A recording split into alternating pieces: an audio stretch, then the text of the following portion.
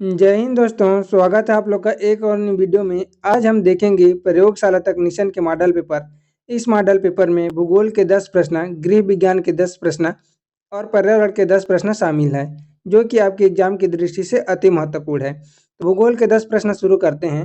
पहला प्रश्न है, निम्नलिखित में से कौन सा एक ज्वारीय बंदरगाह है? ऑप्शन ए विशाखापट्टनम बंदरगाह, ऑप्शन बी तूतीकोरिन बंदरगाह, ऑप्शन सी कांडला बंदरगाह, ऑप्शन डी चेन्नई बंदरगाह। तो एक ज्वारीय बंदरगाह कौन सा है? तो इसका सही जवाब होगा ऑप्शन सी कांडला बंदरगाह। कांडला बंदरगाह कहाँ है? तो गुजरात में है। दूसरा प्रश्न है, कांगड़ा और कुल्लू घाटी भारत के किस राज्य में स्थित है? Option A Uttar Pradesh, option B Jammu Kashmir, option C Himachal Pradesh, option D Sikkim. तो कांगड़ा और कुल्लू घाटी भारत के किस राज्य में है? तो इसका सही जवाब होगा ऑप्शन सी हिमाचल प्रदेश। तीसरा प्रश्न है, कोलेरू झील किस राज्य में स्थित है? Option A Uttarakhand, option B Andhra Pradesh, option C Tamil Nadu, option D Kerala. तो कोलेरू झील किस राज्य में स्थित है? तो इसका सही जवाब होगा ऑप्शन बी आंध्र प्रदेश। चौथा प्रश्न है, बिग बैंग सिद्धांत किस उत्पत्ति का वर्णन करती है? ऑप्शन ए ब्रह्मांड की उत्पत्ति, ऑप्शन बी सितारों की उत्पत्ति, ऑप्शन सी आकाशगंगा की उत्पत्ति और ऑप्शन डी सौरमंडल की उत्पत्ति। तो बिग बैंग सिद्धांत किसकी उत्पत्ति का वर्णन करती है? तो इसका सही जवाब होगा ऑप्शन ए ब्रह्मांड की उत्पत्ति। और इस सिद्धांत को किसने दिया था? तो जॉर्ज लेमेटर ने दिया था। कब दिया था? तो 1927 में। पांचवा प्रश्न है, निम्नलिखित में से किस ग्रह को विशाल गैस के रूप में जाना जाता है?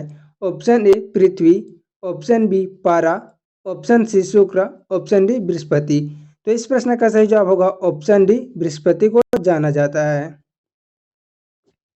छठवां प्रश्न है, निम्न में से कौन पृथ्वी का सबसे बाहरी ठोस हिस्सा है?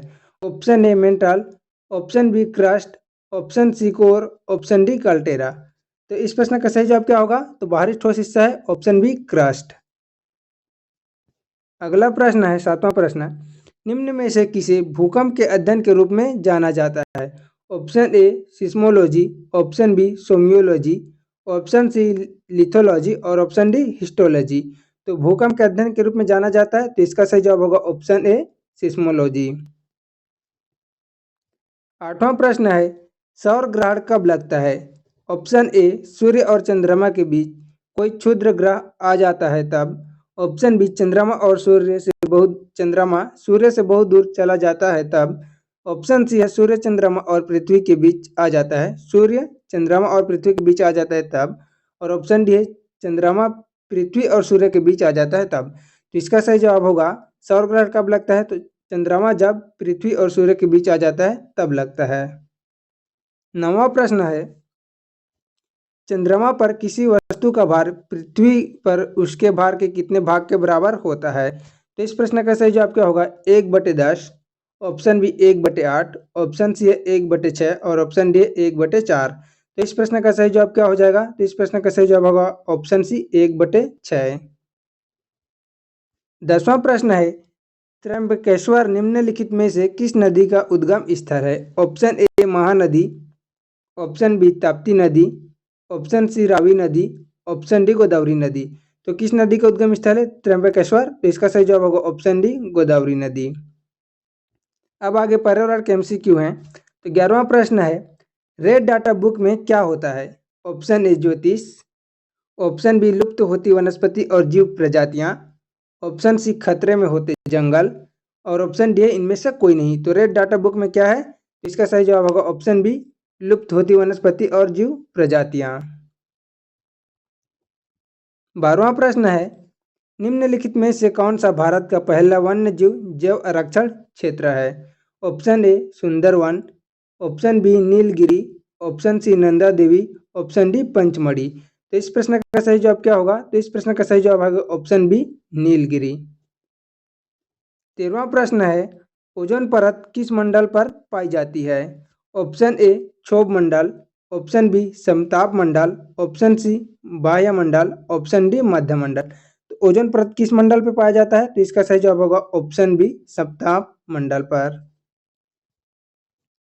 14वां प्रश्न है, पेरियर राष्ट्रीय उद्यान किस प्रदेश में है? Option A Tamil Nadu, option B Kerala, option C Andhra Pradesh, option D Karnataka. तो पेरियर राष्ट्रीय उद्यान किस प्रदेश में है, किस राज्य में है? तो इसका सही जवाब होगा ऑप्शन बी केरल। 15वां प्रश्न है, पर्यावरण संरक्षण अधिनियम किस वर्ष पारित हुआ? Option A 1985, option B 1986, option C 1987 और ऑप्शन डी 1988। तो इस प्रश्न का सही जवाब क्या होगा? तो इस प्रश्न का सही जवाब है ऑप्शन बी 1986। 16वां प्रश्न है, ओजोन परत के क्षरण के लिए जिम्मेदार क्लोरोफ्लोरोकार्बन CFC का मुख्य स्रोत क्या है? ऑप्शन ए वृक्ष, option B refrigerator, option C दूषित जल, ऑप्शन डी केरोसिन। तो इस प्रश्न का सही जवाब होगा क्लोरोफ्लोरोकार्बन का मुख्य स्रोत क्या है ओजोन परत के क्षरण के लिए? तो option B refrigerator.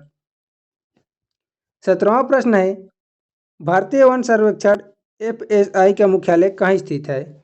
Option A Dehradun, option B Nainital, option C Bhopal, option D Indore. तो इस प्रश्न का सही जवाब क्या है? तो इस प्रश्न का सही जवाब होगा ऑप्शन ए देहरादून। 18वां प्रश्न है, मृदा प्रदूषण का कारण क्या है? ऑप्शन ए अम्ल वर्षा, option B ozone, option C है एरोसोल और ऑप्शन डी है इनमें से कोई नहीं।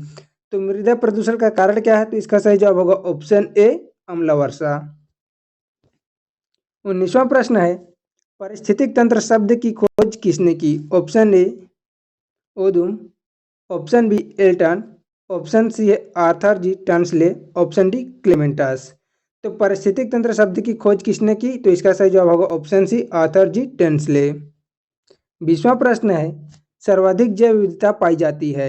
ऑप्शन ए उष्णकटिबंधीय वर्षा वन में, ऑप्शन बी पर्णपाती वन में, ऑप्शन सी मरुस्थलीय वन में और ऑप्शन डी टुंड्रा प्रदेश में। तो सर्वाधिक जैव विविधता कहाँ पाई जाती है? तो इसका सही जवाब होगा ऑप्शन ए उष्णकटिबंधीय वर्षा वन में। अब आगे गृह विज्ञान के प्रश्न हैं, देखेंगे। 21वां प्रश्न, कौन सा संसाधन सभी परिवारों के लिए समान है? ऑप्शन ए शक्ति, ऑप्शन बी रुचि, ऑप्शन सी धन और ऑप्शन डी क्या है? तो ऑप्शन डी है समय। तो देखेंगे कौन सा संसाधन सभी परिवारों के लिए समान है? तो इसका सही जवाब होगा ऑप्शन डी समय।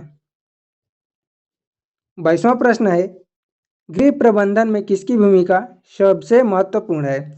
ऑप्शन ए बच्चे, ऑप्शन बी पुरुष, ऑप्शन सी गृहिणी, ऑप्शन डी नौकर। तो गृह प्रबंधन में किसकी भूमिका सबसे महत्वपूर्ण है? तो इसका सही जवाब होगा ऑप्शन सी गृहिणी। 23वां प्रश्न है, औद्योगिक क्षेत्र में पाए जाने वाली थकान है? ऑप्शन ए शारीरिक थकान, ऑप्शन बी मनोवैज्ञानिक थकान, ऑप्शन सी नीरज थकान और ऑप्शन डी है कुष्ठजन्य थकान। तो इस प्रश्न का सही जवाब होगा ऑप्शन ए शारीरिक थकान औद्योगिक क्षेत्र में पाई जाने वाली थकान है। 24वां प्रश्न है, ट्रिप्सिन किसके पाचन में मदद करता है? Option A protein, option B वसा, option C carbohydrate, option D vitamin. तो ट्रिप्सिन किसके पाचन में मदद करता है? तो इसका सही जवाब होगा ऑप्शन ए प्रोटीन।